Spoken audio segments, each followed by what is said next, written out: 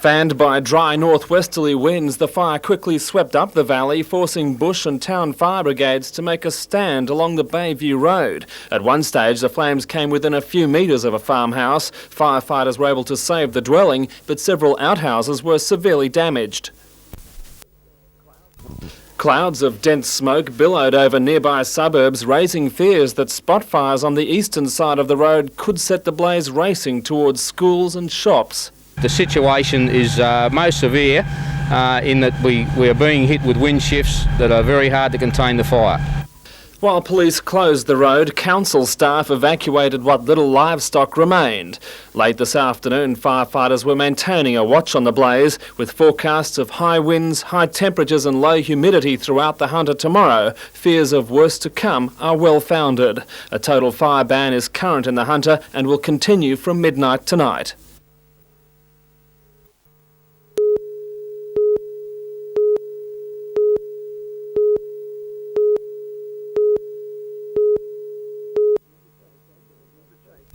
The chase ended at the intersection of Main Road 217 and Bay Road about 15 minutes after police attempted to pull over an early model Fiat Coupe at Edgeworth at about 9:20 p.m. The car allegedly ran a red light and slammed into a four-wheel drive, which spun around, hitting a set of traffic lights. The lights crashed down on a third car. The 22-year-old driver of the wanted car was thrown from the wreck and suffered skull fractures. His 16-year-old passenger was trapped in the wreck for 45 minutes with fractures to both her legs and one arm. She was freed by ambulance rescue and taken to John Hunter Hospital, where it was confirmed that she was 13 weeks pregnant.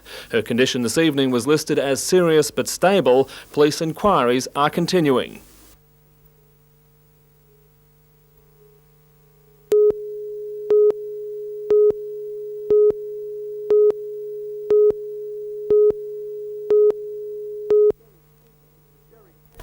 Jerry Spindler was enjoying pottering in his garden today, a far cry from last month when he was still occupying one of the most controversial jobs in the Hunter, a health administrator. But Jerry decided to take a voluntary redundancy package and retire not only from his executive officer's position at Curry Hospital, but from the state's health system altogether. I was discontented with the bureaucratic, political sort of impasses into the system. Mr. Spindler says the state government's hospital cuts are a tragedy and can only mean poorer services for patients. I would be concerned that I would have to wait 3 or 4 or 5 or 6 or even 12 months for a surgical procedure. That worries me, and I don't think the public should have to put up with that either. The former hospital head says the Hunter Area Health Board should never have been sacked and replaced by an administrator. The board as such are community members and representatives of the public, and so therefore give a better service to the public than a bureaucrat will. That savage dismissal, as I saw it, was politically motivated.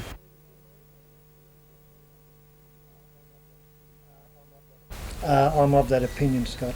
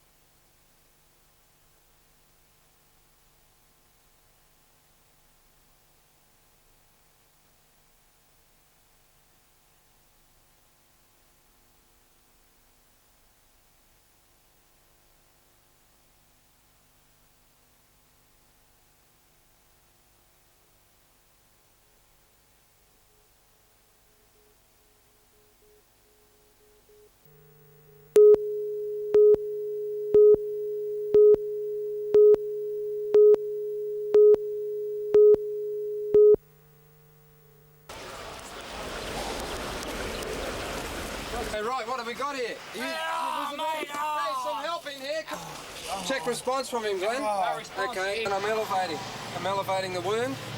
Is he breathing, Glenn? Don't worry about it. Right. Your leg okay, we'll get... Okay, his health's going to be on the way. We're What's their fractures? I can't even move my other leg now. It's all right, I'm tying it together.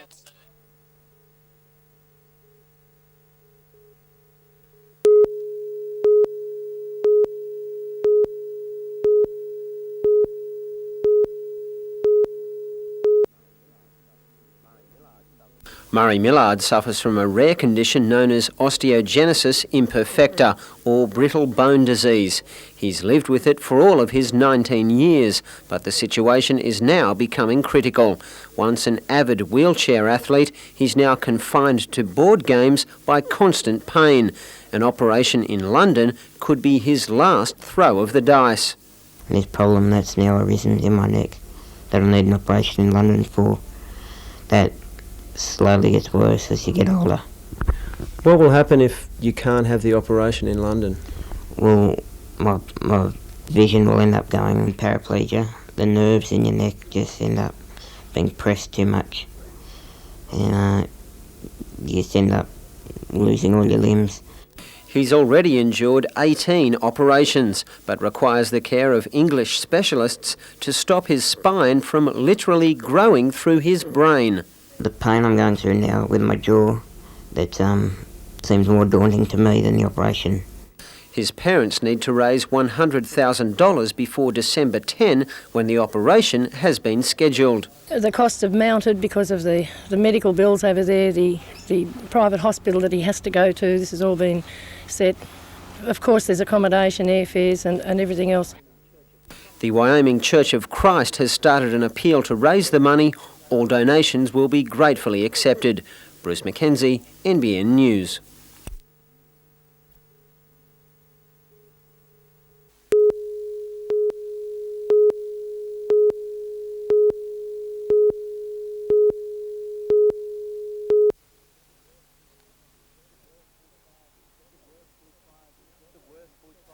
The worst bushfires in decades are expected to push the water board's supplies beyond its limits. Although consumption was up by 9 million litres, it was easily handled by the system. Unfortunately, people out there are saving water, and the ones that didn't need to turn the tap on didn't. So we got through very, very well yesterday.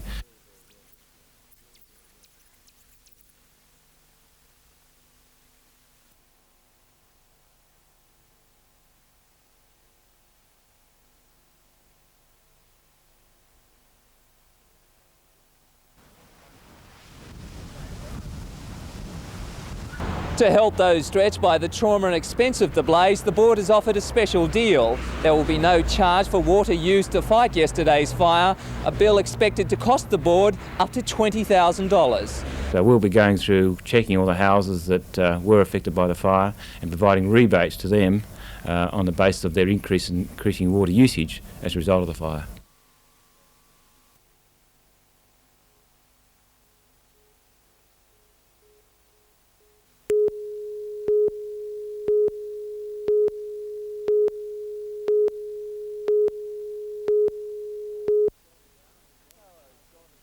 Taro's John Brown and Waratah's Robert Carrick have been racing for more than a decade. John in a Ford and Robert in Holdens. Motorcars, they say, that are made in heaven. The sport actually needs Holden versus Ford back in it. There's too many foreign cars in it for me.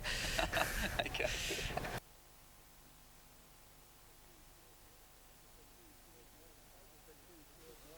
The two share warm favouritism for the Super Sedan Derby at the Motordrome tomorrow night. A race of 16 cars, all pushing 100 kilometres over the tight dirt track. The drivers are treating the race as preparation for next month's $25,000 Master Series. For Robert Carrick, who's been seen as a battler on the circuit, the 1991-92 season, with his new Commodore, means a fresh start. If I get in front, well, it's hard for them to get past me. I can make it real hard for them. But if I'm following them, well, I've just got to try my best to catch up to them.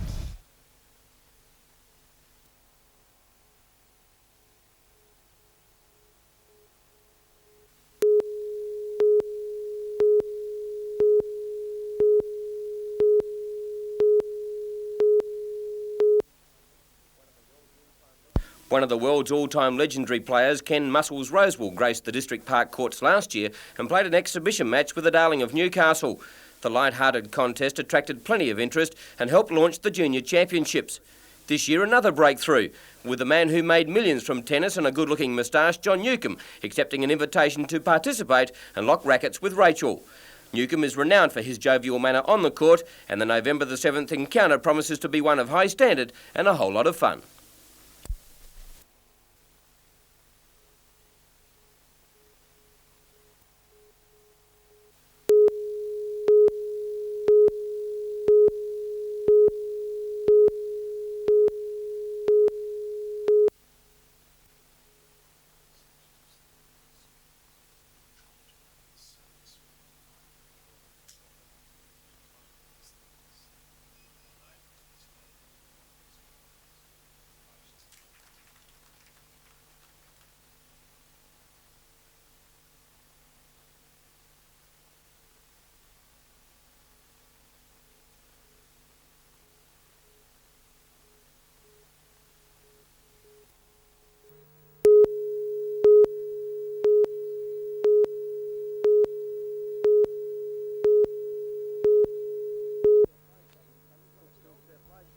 Cooks Hill Surf Lifesaving Club is one of the oldest in the Newcastle district, and since 1911 have launched around 30 surf boats, the traditional rescue craft of clubs for many years.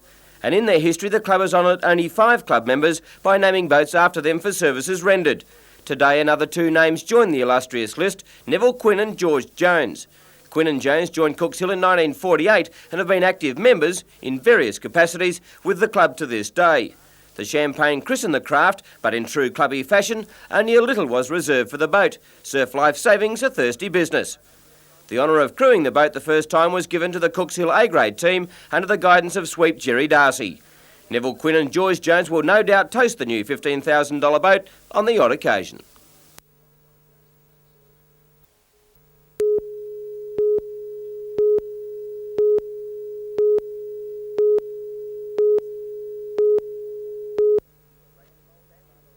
Racing's a family affair at the Mewett household. Father Ian, chief mechanic and advisor to sons Scott and Luke, who both are masters of the go-kart racing scene.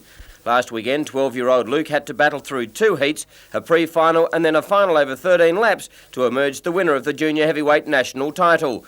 Luke learnt his trade at the Cameron Park circuit at West Wallsend and through various race days around the state before taking on the race of his short career. And in that final, it was pressure all the way after assuming the lead on the opening lap. There was a lot of pressure because the guy behind me was able to come up alongside me over the bridge and had to try and stay on the inside and make it around the corner. So, yeah, it was pretty hard.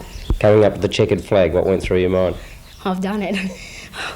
I didn't really click in until about that night that I'd actually won the Australian Championships. I didn't know where I was. The next challenge for Luke and the Mewett family is an assault on the Gold Coast Street Series next weekend.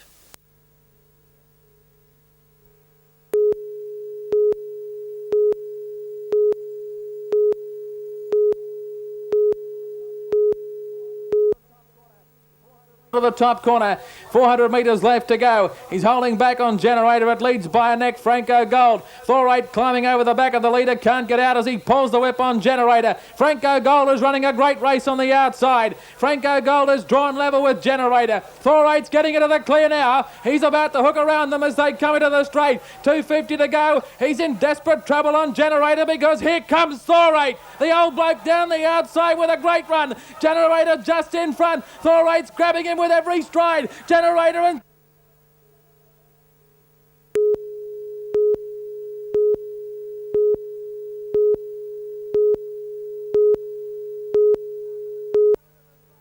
them as they come into the straight. 250 to go. He's in desperate trouble on Generator because here comes Thorate. The old bloke down the outside with a great run. Generator just in front. Thorate's grabbing him with every stride. Generator and Thorate. Thorate's got him. Thorate goes home too well.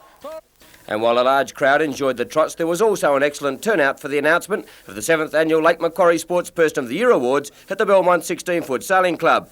Jared Anthony was a popular winner of the Junior Sportsperson after his tremendous swimming record in the past 12 months. Guest of honour, Parramatta legend Peter Sterling thrilled the audience, passing on some timely hints to the juniors about their budding careers. Joseph Walker was presenter with a disaster.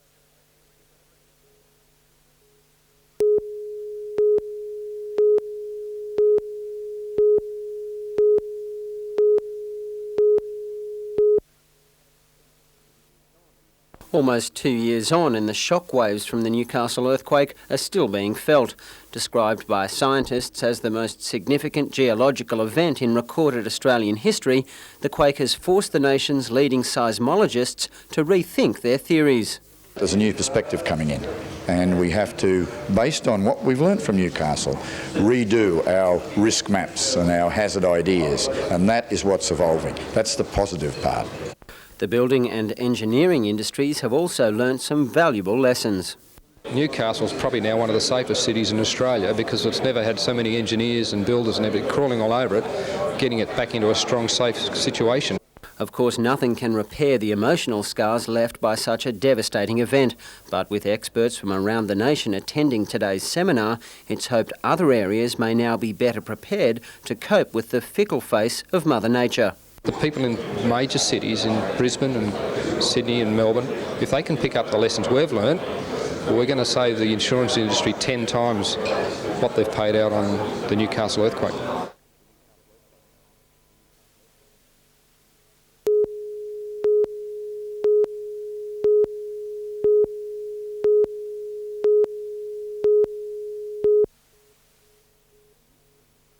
The Newcastle branch of the Tax Office expects to process more than 630,000 tax returns this financial year. People who prepare their own statements need to have them completed by the end of this month. The good news is that claims are being processed more quickly than usual. We're having an excellent year this year. We aim to process returns within 8 weeks of receipt. We're actually achieving 6 weeks at the moment. Returns can also be lodged electronically by a tax agent. In these cases, the paperwork is completed within a fortnight. Jane Anderson, NBN News.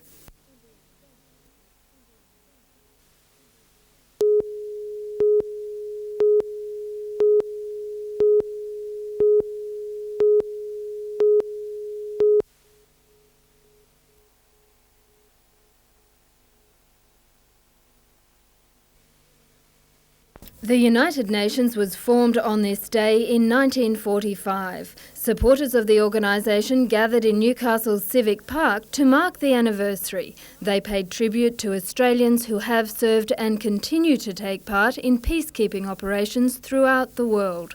United Nations Week will conclude with a religious service at Newcastle's David Madison building next Sunday.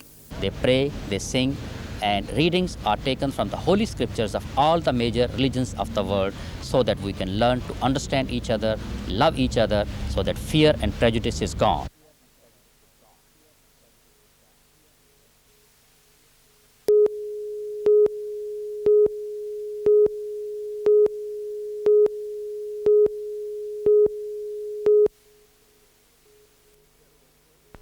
Federal police from Sydney and Newcastle seized a number of documents during raids on 8 Newcastle addresses yesterday. The documents are high-quality replicas of Australian citizenship certificates, already bearing the names of illegal immigrants, entitling them to full citizenship rights, including social security, Medicare and an Australian passport.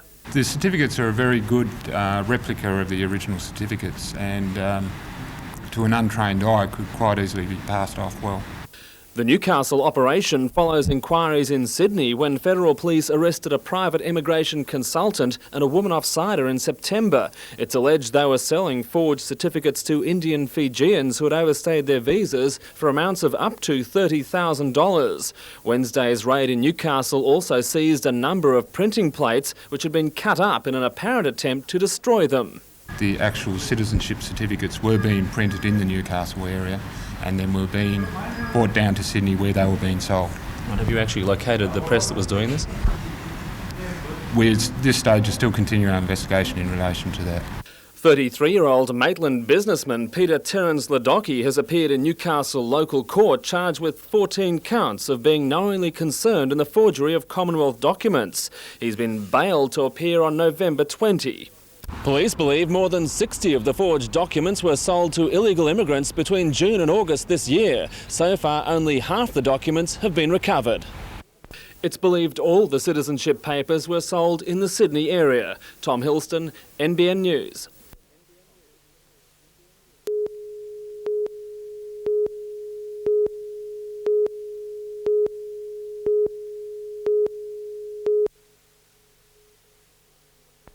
Water Board experts have taken samples of the oily matter which is appearing in settling tanks at the treatment works. First signs of the illegal waste were detected last week, but efforts to track down the dumper have once again proved fruitless.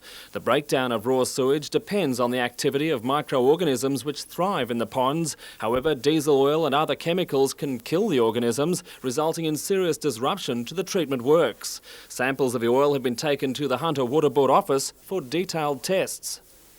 The Water Board is investigating the possibility that this latest spill is linked to a series of discharges which began and ended just as mysteriously 8 months ago.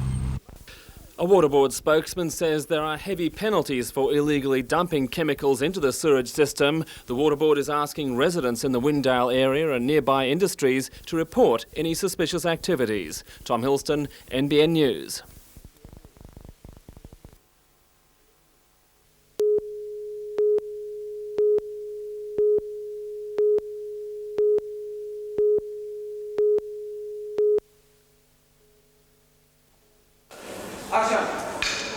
What do you think you're doing?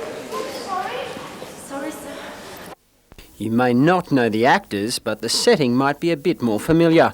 The Peppers on Sea Resort in Terrigal is the location for an episode of Hotel, a Japanese soap opera best described as a cross between Fawlty Towers and The Love Boat. It's one of the top rating TV series in Japan. We have 20 million viewers. But those 20 million Japanese won't be given a flattering view of Australia or Australians. My present! You idiot! Say sorry to me. What the hell do you think you're doing? Do you have to be so rough with children? The heartthrob of the series is Arika Onodera, star of 4 feature films and more than 30 TV shows. A gruelling schedule will keep the cast and crew in the country for just 4 days. The hours are long and they need to be. For the Japanese, anything less than perfect simply isn't good enough. Action! What do you think you're doing? We've started from 7 in the morning to maybe finish around 7, 8, 9. It's very hard. Bruce Mackenzie, NBN News.